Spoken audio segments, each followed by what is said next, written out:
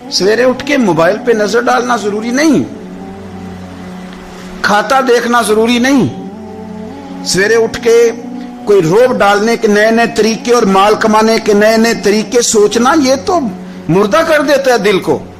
सवेरे उठ और सबसे पहले दिल पे नजर डाल। अगर तेरा दिल बुग़्ज़ से पाक है तो फिर इंशाअल्लाह ताला पैसे अगर आज थोड़े भी कमाएंगे तो नींद रात को इंशाअल्लाह सुकून की अल्लाह अता फरमाएगा। लेकिन अगर अंदर हसद का, बुग़्ज़ का, निफाक का धंधा चल रहा है, धंधा, क्या खूबसूरत बात करते हैं अल्लाह के बंदे। हज़रत सुल्तान बाऊ रहमतुल्लाह ताला अलैह फरमाने लगे, और दिल काले नालो मुंह काला चंगा, जे कोई रमज पछाणे। दिल काले नालो मुंह काला चंगा, जे कोई रमज पछाणे। छोड़, मुंह काला हो जाए तो काम चल जाता है, लेकिन दिल काला हो जाए तो तबाही उतर जाती। दिल ना तेरा स्याह काला हो, मेहरबानी कर। इतनी लड़ाई किसी की किसी के साथ नहीं, इतनी तकलीफें अबू जाल और उसकी औलाद ने मेरे रसूल को पहुंचाई। लेकिन मेरे रसूल करीम सल्लल्लाहु अलैहि वसल्लम से, और सोन यार सोन, छोड़ तू ससुर की बात, तू छोड़ सास की बात, तू छोड़ भाई की बात, तू छोड़ पड़ोसी की बात, छोड़ तू मालिक की बात। इकरमा बिन अबू जाल दौड़ गया था, अबू जाल का बेटा, वो अपने बाप से ज्यादा दुश्मनी कर दौड़ गया। और वो कहने लगे लोग मक्के वाले कि अगर इकरमा हाथ लग गया तो उमर फारूक इसके टुकड़े टुकड़े करेंगे, अली लटका देंगे इससे, ये बड़ा काफिर है, बड़ा जालिम है। इकरमा की बीवी आके मदीने वाले रसूल के कदमों में बैठ गई, रो के कहने लगी सोनिया छोटे छोटे बच्चे हैं, तकलीफ उसने बड़ी दी है, हुजूर उसने और उसके बाप ने सताया बड़ा है, या रसूलल्लाह को मेहरबानी हो जाए। तो नबी पाक ने सर से पगड़ी उतार के दी, फरमाया जा उसे जाके निशानी देना कि रसूल ने तुझे माफ कर दिया। तू कौन से इतने बड़े दावतें लिए बैठा है? और मैं बड़ी दफा कह चुका हूं, बड़ी दफा, कि नबी पाक की शहजादी का कातिल हजरत ज़ैनब, बड़ी बेटी, जिसने नेजा मारा था घोड़े को और वो घोड़े से गिर गई थी, वो आ गया फतेह मक्का के बेटी का कातिल, और उसने अपने चेहरे पे नकाब ओढ़ के ना तो नबी पाक के सामने आया, कहने लगा बहुत बड़ा दुश्मन भी आए तो माफ कर देते हो। तो नबी करीम फरमाने लगे बेटियां भूला नहीं करती, पर तू कलमा पढ़, मैं तुझे भी माफ करने को तैयार। ये भूला नहीं करती, क्या करूं, बेटियां कहां भूलती, लेकिन तू पढ़ ना कलमा। यार आप बात को समझे, कौन सी दावतें लिए बैठे हो? कर लो उस बहन को फोन जिसके साथ बिला वजह का रट्टा डाल लिया है, चचा चचा ही होता है, वो कोई काफिर और मुशरिक तो नहीं ना हो गया। कर लो सुलह। और सुनो, मेरे नबी पाक सल्लल्लाहु अलैहि वसल्लम ने फरमाया दो भाई अगर नाराज हो तो जो सुलह पहले करेगा वो जन्नत में पहले जाएगा, आगे आगे चलेगा। मेहरबानी फरमाएं, सबसे पहले अपनी जिंदगी से ये अदावत निकालें। हमारा किसी से रटा ही कोई नहीं, झगड़ा ही कोई नहीं, क्या जरूरत है? झगड़ा उसका होता है जिसकी कोई जात होती है, झगड़ा उसका होता है जिसने अपने आप को बुत बना लिया है, झगड़ा उसका है जिसने अनाज पाल ली है, झगड़ा तो उसका है जो कहता है मैं कुछ है हूं, झगड़ा तो उसका है। लेकिन अगर मेरे भाई तेरी जात कोई नहीं, तेरा रट्टा कोई नहीं, तो फिर हजरत सैयदना बिलाल हबशी हजरत अबू ज़र गिफारी से नाराज हो गए थे। बिलाल का रंग काला था, अबू ज़र गिफारी का गोरा था। बिलाल मजदूर आदमी थे, अबू ज़र गिफारी सरदार थे। बिलाल हबशन के बेटे थे, वो चौधरी के पुत्र थे। लेकिन नबी पाक सल्लल्लाहु अलैहि वसल्लम ने फरमाया अबू ज़र मैं तब राजी हूं अगर तुझसे बिलाल राजी हो तो सैयदना अबू ज़र गिफारी ने एक मिनट नहीं लगाया, जात का बुत कोई नहीं था, जाके तो जनाब बिलाल के सामने लेट गए, कहने लगे हबशन के बेटे उठा अपना पैर और मेरे मुंह पे रख, और मैं दुनिया वालों को बताऊं कि था तो तू हबशन का बेटा, पर मदीने वाले रसूल ने तुझे कितनी इज्जतें अता कर दी। मेहरबानी करो, आप यकीन करो ऐसे घुटन सी है, 10 आदमी इकट्ठे नहीं बैठ सकते किसी जगह। आप यकीन करें 4 दोस्त और बड़ी प्यारी बातें कर रहे हैं, वो क्या खूबसूरत उनकी गुफ्तगू है, लेकिन एक उठ के गया तो 3 उसकी गिफ्तें करने लग गए, एक उनमें से उठ के गया तो बाकी 2 गिफ्तें करने लग गए। लबो लहजा इतना सख्त और तुर्श इख्तियार किया जिसकी हाजत ही नहीं, जरूरत ही नहीं। ये आप क्या कर रहे हैं? तो कभी भी इस तरह का रवैया ना, जिसकी तारीफ कर ली सो उसकी कर ली। और मेरे नबी पाक सल्लल्लाहु अलैहि वसल्लम ने फरमाया जिसकी एक दफा तारीफ कर लो कोशिश करना जिंदगी भर दोबारा तौहीन ना करना। اپنی زندگی سے نکالیں گلا شکوا، تھوڑی دیر کے لیے سیکھ لیں معاف کرنا، عداوت کو نکال دیں، پہل کریں. اور 2 قدم ہوتا ہے انسان کے لیے، صرف 2 قدم. ایک قدم آپ نے اپنے نفس کی خواہش پہ رکھنا ہے، انشاءاللہ دوسرا قدم اللہ کے قرب کی طرف بڑھ جائے گا. اللہ کے قرب کی صرف 2 قدم ہے، لمبا مسئلہ کوئی نہیں. تو پہلی بات محبت کے لیے یہ دیکھیں، اسلام نے نماز فرض کی، نماز بندے کا اللہ سے رشتہ ہے، لیکن فرمایا وَرْكَعُوا مَعَ الرَّاكِعِينَ، اکیلے اکیلے نہ پڑھنا، جماعت کے ساتھ پڑھنا، جماعت کے ساتھ. پھر فرمایا چھوٹی مسجد میں جمعہ نہ پڑھنا، جامع مسجد میں جا کے پڑھنا. پھر فرمایا جب عید پڑھنا تو کھلے میدانوں میں سارے مل کے پڑھنا. پھر فرمایا جب حج پہ آؤ نا تو تمہیں سکون شلوار قمیض میں ہے یا تہمت کرتے میں ہے، لیکن یہاں جب میری بارگاہ میں آؤ نا میرا دل کرتا ہے سب کا ایک رنگ ہو، سفید. اور بڑی خوبصورت حدیث ترغیب و ترہیب میں نبی کریم صلی اللہ علیہ وسلم نے فرمایا کہ جب لاکھوں حاجی میدان عرفات میں جمع ہوتے ہیں نا، میدان عرفات میں کوئی بہت عالیشان بندوبست آج بھی نہیں ہے، آج بھی لوگ چٹائیوں پہ بیٹھتے ہیں، اور اے سی والی بس میں بھی آپ بیٹھ کے جائیں تو پھر بھی کچھ نہ کچھ گرد آپ پر پڑی جاتی ہے، وضو کرنے جائیں تو پھر بھی کچھ نہ کچھ ریت سر میں، داڑھی میں، بالوں میں پڑ جاتی ہے. لیکن لاکھوں لوگ آئیں پر اکٹھے ہو کے آئیں. اکیلے اکیلے کوئی میدان عرفات میں جائے اور 9 ذی الحج کے علاوہ جائے تو یہ مقام اسے نہیں ملتا. لاکھوں آئے، اکٹھے آئے. تو حضرت ابو ہریرہ رضی اللہ تعالیٰ عنہ فرماتے ہیں رب کریم آسمان کے دروازے کھول کے فرشتوں سے فرماتے ہیں ذرا نیچے تو نظر کرو. فرشتے دیکھتے ہیں نیچے تو اللہ فرماتے ہیں ان کے چہروں پر گرد ہے، یہ بڑے بڑے بنگلوں میں رہنے والے، ان کی حالت دیکھو کتنی آج خستہ ہے. گویا تم نے تو کہا تھا نا یہ فساد پھیلائیں گے، تو فرشتوں مجھے بتاؤ یہ اربوں پتی، یہ مفتی، یہ صوفی، یہ علامہ، یہ شیخ، یہ پیر، یہ اتنے بڑے لوگ یہ کدھر آئے ہیں بتاؤ. تو فرشتے عرض کرتے ہیں اللہ تجھے راضی کرنے آئے. یہ لاکھوں لوگ گھر بار چھوڑ کے تجھے راضی کرنے آئے. تو میرے نبی پاک علیہ السلام فرماتے ہیں پھر رب فرماتا ہے تم گواہ ہو جاؤ میں نے ان سب کو دوزخ سے آزاد کر کے ان کے لیے جنت کا فیصلہ کر لیا. اور حضرت فضیل بن عیاض کہتے ہیں میں نے 1 سال کہا تھا اے اللہ مجھے بتا تو صحیح، اتنے بلا لی ہیں، قبول کس کس کا ہوا ہے؟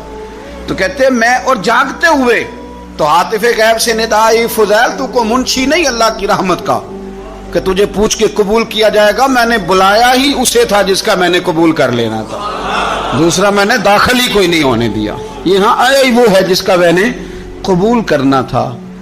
حضور فرماتے ہیں رب فرماتے ہیں گواہ ہو جاؤ میں نے ان کے گناہ بخش کے جنت کا فیصلہ کر. اگلے لفظ سنیں گے تو اور خوش ہو جائیں گے. نبی پاک علیہ الصلوۃ والسلام فرمانے لگے، حضور فرمانے لگے رب فرشتوں سے فرماتے ہیں انہیں بھی بخش دیا ہے اور جن جن کے لیے یہ دعا کریں گے میں ان سب کی بھی مغفرت فرما دوں. تو یہ ساری اجتماعی عبادات مسلمانوں کو آپس میں جوڑنے کے لیے، آپس کی محبتوں کے فروغ کے لیے. زکوٰۃ کیا ہے؟ امیروں کا غریبوں کو حصہ دینا. قربانی کیا ہے؟ اپنے پیسوں کا جانور خرید اور اپنے پیسے لگا کے اسے ذبح کر، پھر اس کا گوشت بنا، ساری ڈیوٹی تیری پر دینا غریبوں کو. یہ کیا ہے؟ یہ لوگوں کو ایک دوسرے سے جوڑتا ہے، یہ محبتیں پیدا کرتا ہے. میرے نبی پاک علیہ السلام نے فرمایا ایک دوسرے کو تحفہ لیا کرو، دیا کرو، اس سے محبت بڑھتی ہے. تحفہ لیا دیا کرو، اس سے صرف لینا نہیں، تحفہ مہربانی فرمائیں. کسی کی جیب پر دھیان رکھنا منع ہے دین میں، بلکہ نبی پاک صلی اللہ علیہ وسلم نے فرمایا اگر تم چاہتے ہو نا کہ لوگ تم سے پیار کریں تو فرمایا جو ان کی جیبوں میں ہے اس سے بے نیاز ہو جاؤ. پھر تم یہ چھوڑ دو کہ یہ میرے لیے لایا کیا ہے. اگر تم لوگوں کی جیبوں پر توجہ کرو گے تو پھر وہ لوگ تم سے کبھی محبت نہیں کریں گے. لیکن ایک شریعت نے جو اینگل دی تحفے تحائف کی، اس کا جو انداز ہے اس پر ذرا غور کریں. حضرت جابر بن عبداللہ رضی اللہ تعالیٰ عنہ فرمانے لگے کہ میری اماں نے نا حریرہ بنایا. عرب شریف میں کھانا بنتا تھا حریرہ. میرے والد گرامی نے میری ماں سے سفارش کی، ان کے والد حضرت عبداللہ ابن عمر یہ میدان احد کے پہلے شہید ہیں، اور نبی کریم صلی اللہ علیہ وسلم نے فرمایا تھا جو جو شہید ہوا رب نے اس پر پردے ڈال کے بات کی، لیکن جابر جب تیرے والد گئے ہیں تو رب نے بے پردہ گفتگو فرمائی ہے۔ اتنا بڑا آدمی حضرت عبداللہ ابن عمر رضی اللہ تعالیٰ۔ تو انہوں نے نا اپنی بیوی سے کہا کہ اچھا سا حریرہ بناؤ، میں نے سرکار کی بارگاہ میں پیش کرنا ہے۔ تو کہتے ہیں بڑا پیارا، میری ماں نے نا بڑی خوشبو اس میں سے آ رہی تھی، وہ تیار کر کے اور بڑے برتن میں ڈال کے اوپر سے ڈھک کے مجھے دیا۔ جب میں نبی کریم صلی اللہ علیہ وسلم کی بارگاہ عالی مرتبت میں پہنچا تو اس کی خوشبو تو دور سے آ رہی تھی، اور ویسے بھی اللہ تعالیٰ نے غیب کی کنجیاں حضور کو عطا فرمائی ہیں، لیکن نبی کریم صلی اللہ علیہ وسلم پھر بھی فرمانے لگے تیرے باپ نے گوشت پکا کے بھیجا میرے لیے، اندر حریرہ ہے اور خوشبو آ رہی ہے۔ حضور فرمانے لگے تیرے والد نے کیا گوشت بنا کے بھیجا؟ اللہ کرے آپ کو سمجھ آئے میری بات۔ سرکار کسی سے کسی چیز کا مطالبہ کریں تو یہ اس کے نصیب ہیں، یہ تو وہ قبول ہو گیا۔ چونکہ نبی کریم کی تو بیٹی سیدہ فاطمہ کے گھر اگر شام کو کھانا نہ پکے تو رب جنت سے بھیج دیتا ہے، تو سرکار کو تو محتاجی نہیں کسی کی۔ لیکن حضور صلی اللہ علیہ وسلم، آپ بات کو سمجھیے گا میں کیا عرض کر رہا ہوں، اس اشارے کو سمجھے جس کو صحابہ سمجھے۔ نبی پاک صلی اللہ تعالی علیہ وسلم نے فرمایا تیرے ابا نے گوشت پکا کے بھیجا ہے؟ تو کہتے میں نے پلیٹ اٹھا کے عرض کی حضور نے یہ حریرہ ہے، تو سرکار نے وہ نکال لیا۔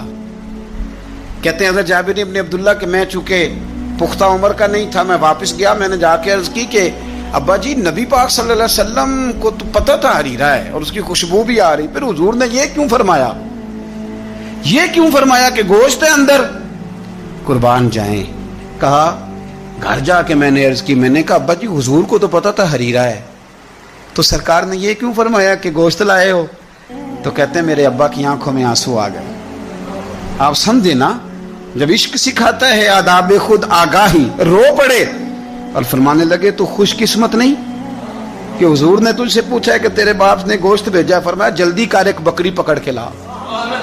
کہتے میں باڑے سے بکری پکڑ کے لایا، میرے ابا نے اسے بنایا اور بڑے پریم سے گوشت بنایا اور میری ماں نے پکایا اور پھر برتن میں ڈالا۔ کہتے ہیں غروب آفتاب ہونے والا تھا جب میں وہ کھانا لے کے گوشت لے کے در رسول پہ پہنچا، اور جا کے جب میں نے پیش کیا تو حضور نے نہیں پوچھا کیا لائے ہو، اب نہیں پوچھا۔ جب عشق سکھاتا ہے آداب خود آگاہی، پھر کھلتے ہیں غلاموں پر اسرار شہن، اب نہیں پوچھا کیا لائے ہو، بلکہ کہتے میں نے جا کے رکھ دیا۔ تو سرکار فرمانے لگے اللہ تجھے، تیری ماں کو، تیرے باپ کو میری طرف سے بھی بہترین جزا عطا کرے اور سارے نبیوں کی طرف سے بہترین جزا عطا کرے۔ بات کو سمجھیں، یہ جو تحائف ہوتے ہیں لیکن نا، پہلا حق سب سے پہلے غریبوں کو دینا ہے، اور جب آپ سمجھ لیں کہ میں اپنے محلے میں غرباء کو تقسیم کر چکا تو پھر آپ نے یہ تحفہ بانٹنا ہے، پھر عید پہ تحفے دینے ہیں۔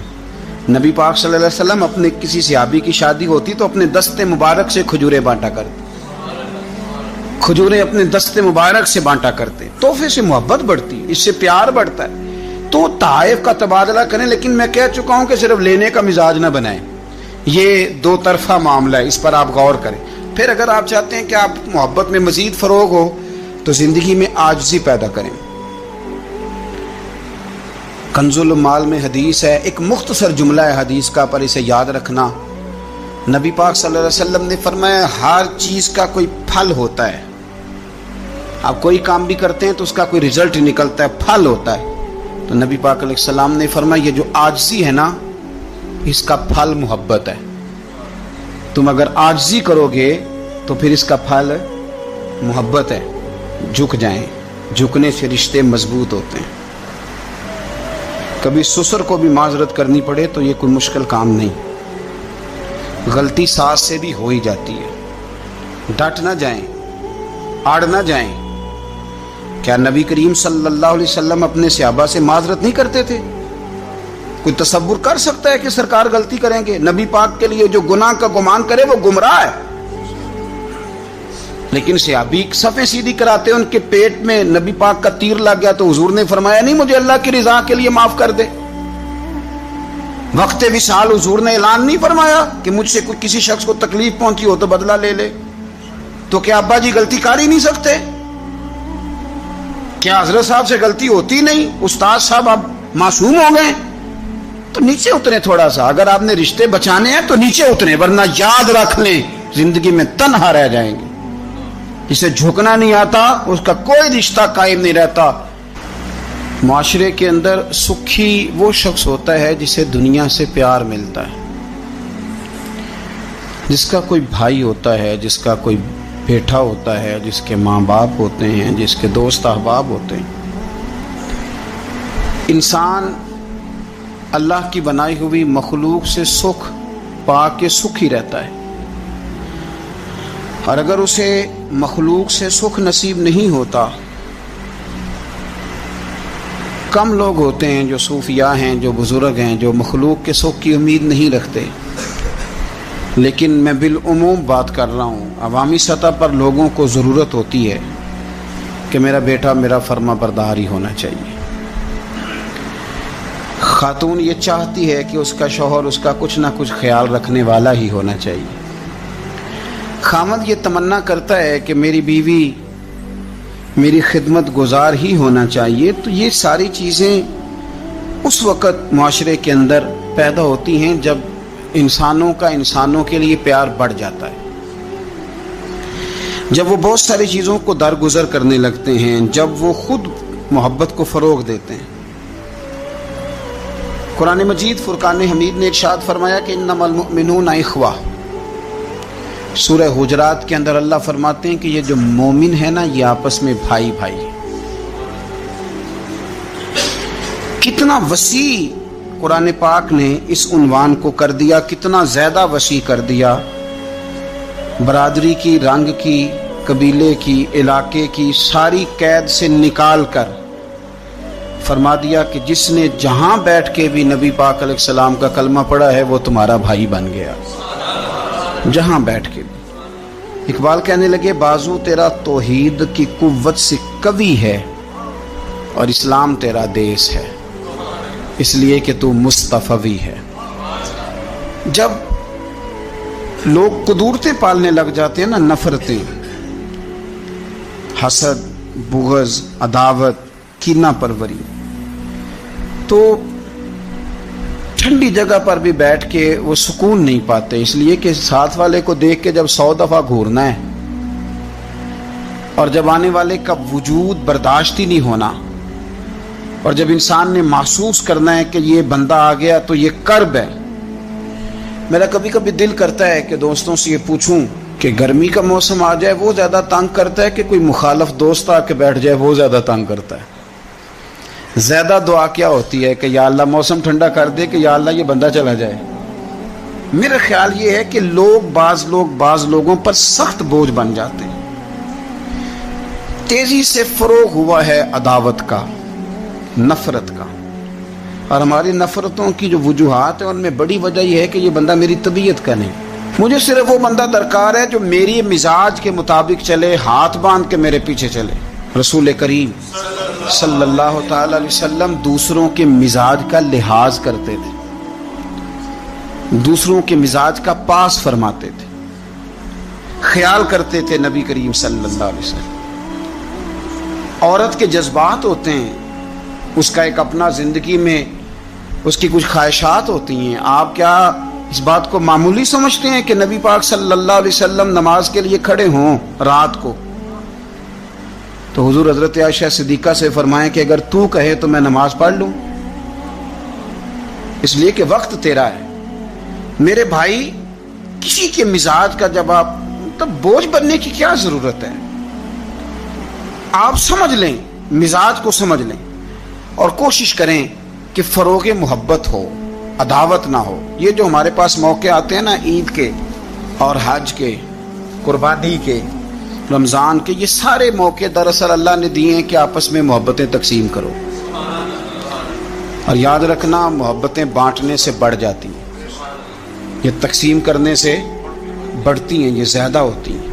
ہم محبت نہیں بانٹتے, ہم مفادات کو دیکھتے ہیں, ہم مفادات کو دیکھتے ہیں. میں نے تو زندگی میں ان لوگوں کو بھی دیکھا ہے کہ کسی آستانے پہ, کسی ادارے میں, کسی مسجد میں, کسی تنظیم میں ان سے کوئی پیار زیادہ ہو گیا تو انہوں نے پھر اپنے وہ مفاد سامنے رکھ کے کسی اور کو وہاں داخل ہونے دیا, ورنہ انہوں نے کسی کو قریب نہیں پھٹکنے دیا. کہیں ایسا نہ ہو جائے کہ وہ جو ہمارا نمبر ہے وہ پیچھے نہ چلا جائے. ہم لوگوں نے فروغ محبت نہیں کیا. دیکھو رسول کریم صلی اللہ تعالی علیہ وسلم نے حضرت انس بن مالک رضی اللہ تعالیٰ عنہ سے فرمایا، یہ بخاری مسلم کی حدیث ہے، صبح صبح سرکار کی ملاقات ہوئی تو نبی پاک صلی اللہ علیہ وسلم نے فرمایا، اور لفظ بڑے خوبصورت ہیں حدیث کے. حضرت انس کہتے ہیں میں قربان جاؤں، میں تو غلام تھا نا، لیکن حضور فرمانے لگے یا بنیا، او میرے بیٹے، تجھ سے ایک بات نہ کروں؟ یا رسول اللہ حکم کریں. تو نبی پاک علیہ السلام فرمانے لگے، انس بیٹا پتر اس بات کو یاد رکھنا کہ جب تو سویرے سو کے اٹھے تو سب سے پہلے اپنے دل پہ نظر ڈالنا، دیکھنا تیرے دل میں کسی کا بغض تو نہیں، کسی کی عداوت تو نہیں، اور پھر قربان جائیں. نبی پاک صلی اللہ علیہ وسلم نے یہ نہیں فرمایا کہ تجھے اتنی جزا ملے گی، اتنا ثواب ملے گا، اتنا اجر ملے گا. کیا انداز ہے کریم محبوب کا، تیرے آگے ہیں یوں دبے لچے فصحا عرب کے بڑے بڑے، کوئی جانے منہ میں زبان نہیں بلکہ جسم میں جان نہیں. حضور فرمانے لگے، انس دیکھنا ذرا ترتیب جملوں کی. فرمایا، انس صبح اٹھ کے اپنے دل پہ نظر ڈالنا، تیرے دل میں کسی مومن کا بغض تو نہیں. اور ثواب نہیں بیان کیا بلکہ حضور فرمانے لگے، انس خیال کرنا بغض تو نہیں. اور فرمایا، انس یہ خیال کرنا اور بغض نہ رکھنا یہ تیرے نبی کا طریقہ ہے. فرمایا یہ تیرے رسول کی سنت ہے، اس کا ذرا خیال رکھنا. گویا حضور نے فرمایا یہ میری وصیت ہے، میرے اس طریقے کو ذرا جاری. آج ہم نے رشتے گوا لیے لیکن ہم بارڈر پہ بیٹھے رہے، سلنڈر کرنا نہیں سیکھا. چپ کر کے سلنڈر کر دیں. آپ یقین کریں جو سلنڈر کرنے کا مزہ ہے نا وہ کسی اور چیز کا نہیں. اپنی زندگی کے اندر حق پہ کھڑے ہونا اور بات ہے، لیکن ہم تو ذات کے لیے کھڑے ہیں. اگر آپ تھوڑا سا اس پر توجہ کریں گے، عاجزی اختیار کریں گے، تو آپ دیکھیں گے کہ محبتوں کو فروغ ہوگا. ایک تو درگزر کریں، تحفے کا لین دین کریں، عاجزی اختیار کریں، دل سے کدورت کو دور کریں. اپنے ان رشتہ داروں کو جو آپ سے ناراض ہیں ان کو فون کریں، اور کوشش کریں کہ جن جن کی غیبتیں کر چکے ہیں دوبارہ نہ کرنے کا عہد کریں. کوشش کریں کہ یہ جو بہت زیادہ لوگوں کے بارے میں بلا وجہ ہم نے سوچ لیا نا، یہ بھی میرا مخالف ہے، یہ بھی میرا مخالف ہے، یہ بھی، ان چیزوں کو بلا وجہ نکال دیں. خود کسی کا حسد کرے نہ اور کسی کو اپنا حاسد سمجھے نہ. آخر دعوانا